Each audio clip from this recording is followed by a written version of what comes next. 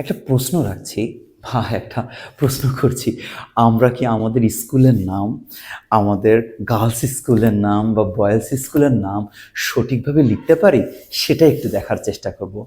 তোমার স্কুলের নাম কি? কেন Tushbhandar Nasruddin government girls high school? কেন Gaibandha government boys high school? তো এই boys and girls high school, এইটার ইংরেজি কি আমরা লিখতে পারি? অনেক ক্ষেত্রেই আমরা কিন্তু পারি না। তাহলে সেইটা কি? লিখেছি আমরা Tushbhandar Nasruddin government girls high school. এই যে গার্লস, কি করছি? GIRLS, girls. কেন, সমস্যা কি? এটা কি ঠিক? না, একদমই ঠিক না। কিসে? এটা আমাদের পাঞ্চুয়েশনের ভুল। সেটা কি? গার্লস হাই স্কুল, বালিকাদের বিদ্যালয় কি হবে? GIRLS? বলেছি তো না। তাহলে কি হবে? গার্লস, বালিকাদের। আমরা জানি যখন এর শব্দটা যুক্ত হয় তখন সেখানে একটা অ্যাপোস্ট্রফি এস যুক্ত করি, এবং বালিকার গার্লস। কিন্তু যদি বলা যায় বালিকাদের, তখন কি শুধু এই গার্ল এর সাথে অ্যাপোস্ট্রফি হয়? তাহলে হবে একটা মেয়ের, কিন্তু একটা গার্লের তো স্কুল না, কি বালিকাদের। তখন কি হবে?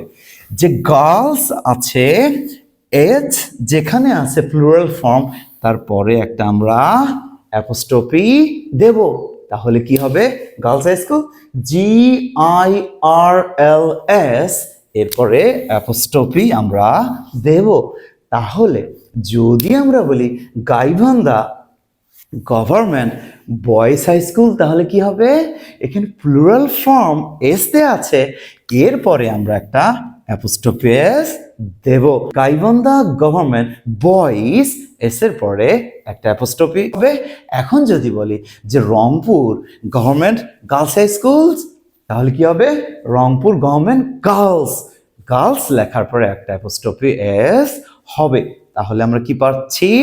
প্লুরাল ফর্ম এস লেখার পরে আমাদের এখানে অ্যাপোস্ট্রফি দিতে হবে।